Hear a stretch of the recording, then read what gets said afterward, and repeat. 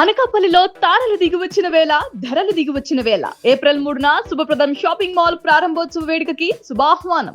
వైజాగ్లోని గాజువాకలో జరిగినటువంటి అత్యంత దారుణమైనటువంటి ఘటన మౌనిక మర్డర్ కేసులో తాజాగా మరిన్ని అంశాలు బయటకు వస్తున్నాయి.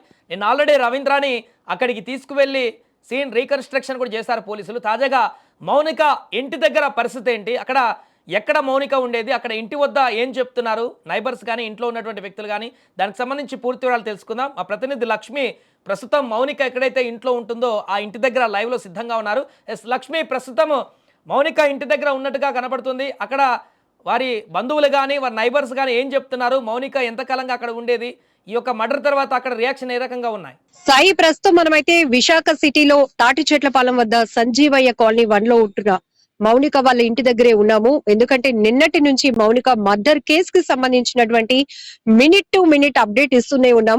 పోలీసుల ఎదుట లొంగిపోయిన రవీంద్ర చెప్పిన విషయాల దగ్గర నుంచి సీన్ రీకన్స్ట్రక్షన్ జరిగిన 2 ప్రాంతాల నుంచి కూడా అప్డేట్ ఇచ్చాం.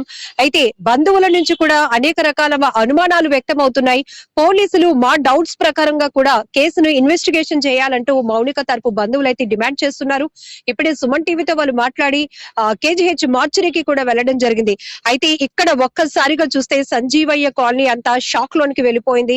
ఇంతకు ముందు వరకు ఇలాంటి దారుణ ఘటనలు ఎక్కడో జరిగినవి విన్నాం, చూసాం తప్ప మా వీధిలో ఉన్నటువంటి అమ్మాయికి ఇంత దారుణంగా చంపేసి ఇంతలాగా ముక్కలు ముక్కలు చేసేసి ఒక చోట తల చేతుల్ని కాల్చేసి మరికొన్ని భాగాలను ఫ్రిడ్జ్ లో పెట్టేసినటువంటి వ్యక్తి గురించి వింటాం చాలా భయం వేస్తోంది అంటున్నారు. ఇక్కడ ఉన్నటువంటి కొంతమంది మహిళలతో కూడా మాట్లాడిద్దాం. నిన్న ఘటన తెలిసిన తర్వాత ఆ అమ్మాయి మీ వీధి అమ్మాయి అని తెలిసిన మాకు తెల్లవారే టీవీలో చూసామండి. టీవీలో చూసి అసలు గాజువాకలోనంటే ఎక్కడో జరిగింది అనుకున్నాం. కానీ తర్వాత ఈ అమ్మాయి ఫోటో చూపించగానే మేము నిజంగా చాలా షాక్ అయ్యామండి. ఎందుకంటే వాళ్ళ ఫ్యామిలీ అంతా చిన్నప్పటి నుండి ఈ ఏరియాలోనే ఉన్నారు.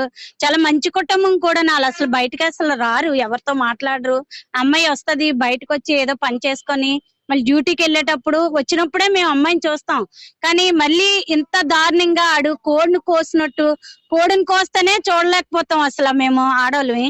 అలాంటిది కోడిని కోసినట్టు ఆడు ముక్కలు నరికాడంటే ఆడు నిజంగా ఎంత రాక్షసుడో. మరి ఇంకా ఆడి మనస్తత్వం ఏంటో, ఆడికి ఎవరు సపోర్ట్ ఇచ్చారో, ఎవరు ఏం చేశారో అసలు అర్థం అవ్వట్లేదండి. మేము అందరం షాక్ లోనే ఉన్నాం.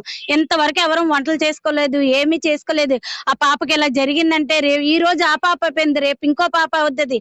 అసలు ఇలాంటి చర్యలు మళ్ళీ ఇంకా జరగకూడదని ఆడికి కఠినంగా ఏదైనా చెయ్యండి మేడం. మరి మీరు ఒక నేవీ ఉద్యోగి అయినటువంటి రవీంద్ర ఒక అమ్మాయిని అప్పటికే ఒకవేళ వాళ్ళిద్దరి మధ్య పరిచయం కొనసాగుతున్నా కూడా అమాయకంగా పిలిపించి నమ్మించి ఆ అమ్మాయి ముక్కు నోరు మూసేసి ఊపిరాడకుండా చేశాడు. అంతటితో ఆగకుండా ముక్కలు ముక్కలుగా చేసి తల భాగాన్ని తీసుకెళ్లి తగలబెట్టేశాడు. వాళ్ళ తల్లిదండ్రులు కూడా షాక్ లో ఉన్నారండి. ఇంకా నా అమ్మాయి రాత్రి ఈవెంట్స్ కి వెళ్తానని చెప్పేసి వెళ్ళిందండి. మరి అబ్బాయి దేనికి పిలిచాడో, ఏం చేశారో, ఎలాగున్నారో మేమైతే ఎవరం చూడలేదు. ఎందుకని మేము ఇక్కడ ఉన్నాం కాబట్టి.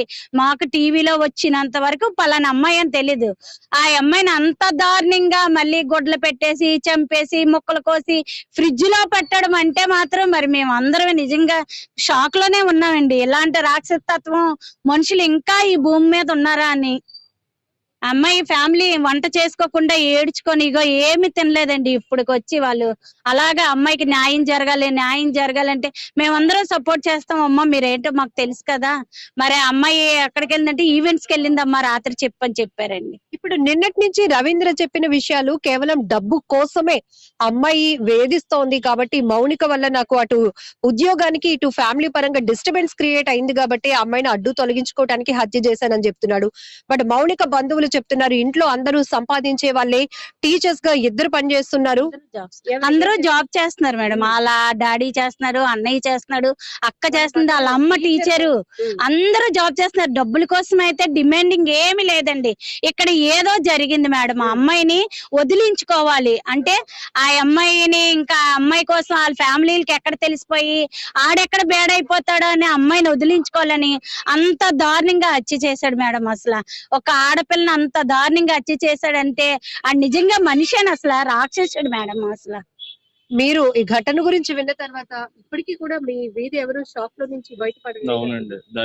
ఎంత భయపడుతున్నారంటే మార్నింగ్ 6కే మా వాళ్ళందరూ బయటకు వచ్చి వాటర్ పట్టుకోవడమో లేకపోతే వాకిలి శుభ్రం చేసుకో ఈ రోజు ఎవరు కూడా రాలేని పరిస్థితి.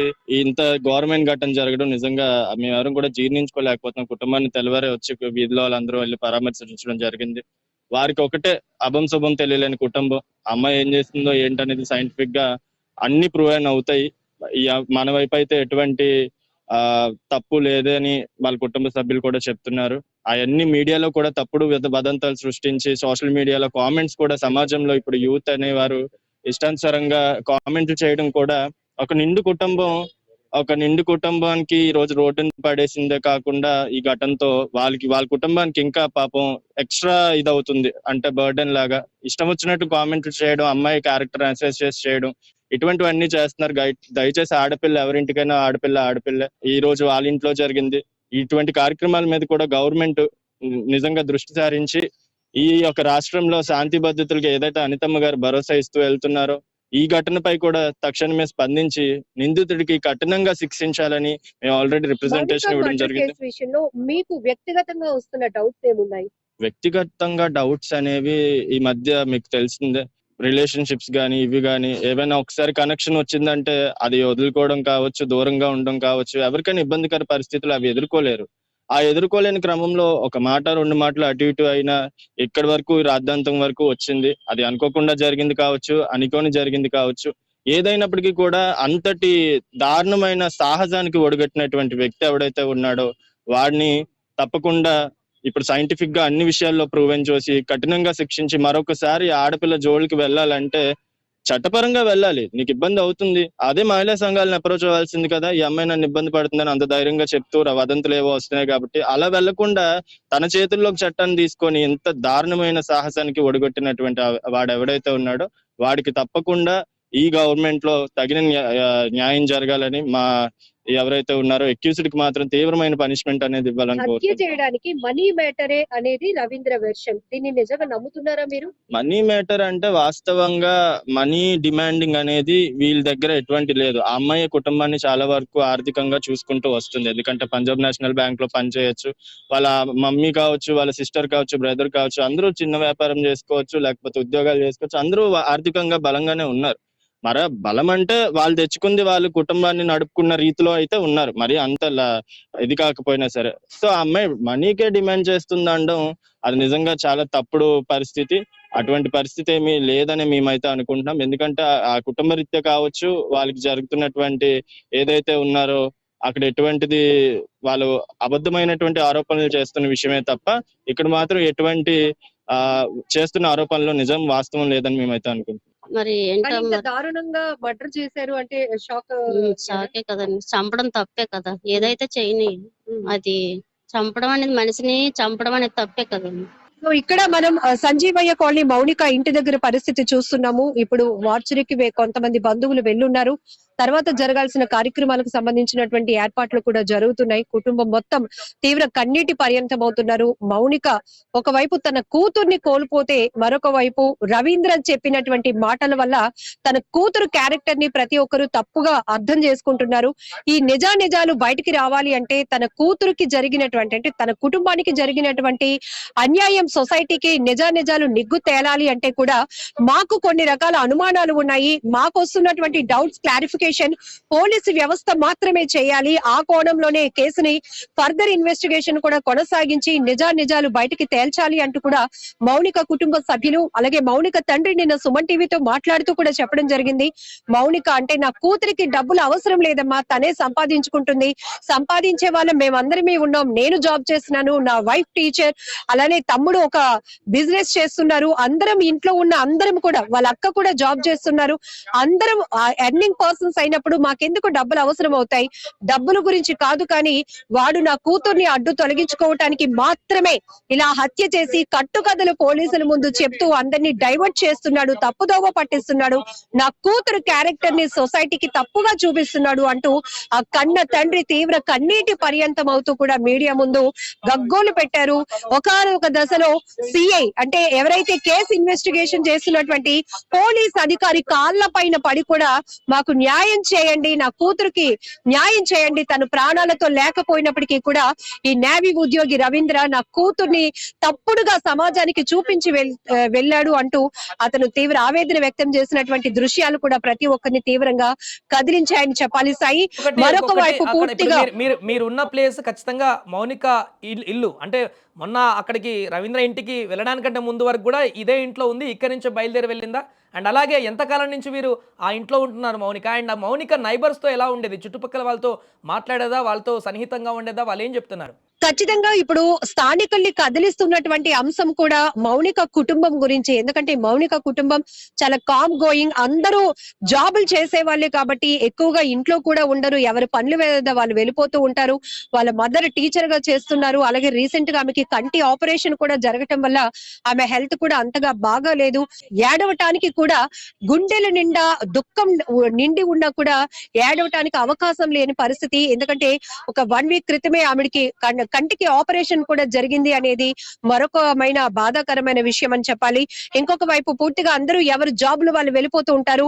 మౌనిక కూడా హైవేకి జస్ట్ ఇది ఒక 10 అడుగుల దూరంలో ఉన్నటువంటి సంజీవయ్య కాలనీ, తాటి చెట్లపాలెం హైవేకి సంజీవయ్య కాలనీ 1 లో ఉన్నటువంటి ఈ ప్రాంతంలో వీళ్ళు ఇక్కడ రెంట్ కి ఉంటున్నారు అని చెప్తున్నారు. ఎందుకంటే గత కొన్నాళ్ళుగా ఆ మౌనిక ఏ అకేషన్ ఉన్నా కూడా ఇక్కడ ముగ్గు వేయటానికి వచ్చేది, ఎవరైనా పలకరిస్తే ఒక నవ్వు నవ్వేది తప్ప ఎవరితో కూడా ఎక్కువగా మాట్లాడేది కాదు. ఆమె క్యారెక్టర్ గురించి ఇప్పుడు ఏదైతే కొన్ని కథనాలు వస్తున్నాయో, రవీంద్ర చెప్పినటువంటి కోణంలోనే పోలీసులు మీడియాకి చెప్పినటువంటి అంశాలు కావచ్చు, ఇవన్నీ నిజం కాదు, స్థానికుల నుంచి వినపడుతున్నటువంటి అంశంగా చెప్పుకోవచ్చు. ఎందుకంటే మౌనిక ఒకవైపు పంజాబ్ నేషనల్ బ్యాంక్ లో పనిచేస్తుంది, డ్యూటీకి వెళ్లి వచ్చినప్పుడు కావచ్చు, ఆ తర్వాత పార్ట్ టైం గా తను ఏదైతే ఈవెంట్లు చేస్తూ ఉంటుందో అందుకు సంబంధించి చాలా నీట్ గా రెడీ అయి వెళ్తూ ఉండటం, తల దించుకొని రావటమే తప్ప ఆమె మిగతా వాళ్ళతో కూడా అంతగా మింగిల్ అవ్వదు. అలాంటి ఒక మంచి క్యారెక్టర్ ఉన్న అమ్మాయిని ఈ రోజు సొసైటీలో ఒక చెడ్డ క్యారెక్టర్ గా చూపించినటువంటి నేవీ ఉద్యోగి రవీంద్రను కఠినంగా శిక్షించాలి. ప్రతి ఒక్కరు అంటే అమ్మాయిలకి ఇక స్వేచ్ఛ లేదా, అమ్మాయిలు ఉద్యోగాలు చేసుకోకూడదా, బయటికి వెళ్ళకూడదా, ఎవరితో మాట్లాడకూడదా, ఈ తరహాలో చెప్పాలంటే ఈ కేసు కూడా ఒక పెద్ద గుణపాఠంగా మారుతుందని చెప్పాలి. ఎందుకంటే పూర్తిగా అమ్మాయినే తప్పుపట్టి చూపిస్తూ ఉండటం మరింత ఆవేదనకి గురి చేస్తున్నటువంటి అంశంగా కూడా స్థానికంగా ఈ వీధిలో ఉంటున్నటువంటి మహిళలు సుమన్ టీవీతో మాట్లాడుతూ చెప్తున్నటువంటి అంశాలు ఏవైతే వాళ్ళకి అనుమానాలు తీవ్రంగా వేధిస్తున్నాయో ఆ ప్రకారంగా పోలీసు వ్యవస్థ కేసును వేగవంతంగా దర్యాప్తు ముందుకు తీసుకెళ్లాలని కూడా వీరంతా డిమాండ్ చేస్తున్నారు. Right, thank you Lakshmi. So అది మొత్తానికి మౌనిక ఇంటి వద్ద ఉన్నటువంటి తాజా పరిస్థితి అది. అక్కడ ఉన్నటువంటి నైబర్స్, ఇంటి పక్కన వాళ్ళందరూ కూడా చెప్తున్నారు, మీ అసలు ఊహించలేదు, ఇక్కడ కామ్గా వాళ్ళు వర్క్ చేసుకొని వెళ్ళిపోతుంటారు, అంతా ఎడ్యుకేటెడ్ ఫ్యామిలీ, వీళ్ళంతా డబ్బుల కోసము ఇలాంటి పని చేసిందనేటువంటి వస్తున్నటువంటి అంశాలు మాత్రం నమ్మనీకి లేదు. అందరూ కూడా సంపాదించేటువంటి వ్యక్తులు ఉన్నారు వాళ్ళ ఇంట్లో. అలాంటిది మౌనిక డబ్బుల కోసం అని చెప్పేసి ఇలా చేసిందని వస్తున్నటువంటి వార్తలు అయితే నిజం ఉండకపోవచ్చు. ఖచ్చితంగా ఇంత దారుణంగా హత్య చేసినటువంటి ఆ వ్యక్తికైతే ఖచ్చితంగా శిక్ష పడాలంటూ అక్కడ మౌనిక ఇంటి వద్ద ఉన్నటువంటి పరిసర ప్రాంతాల్లోని వ్యక్తులు కూడా చెప్తున్నటువంటి పరిస్థితి.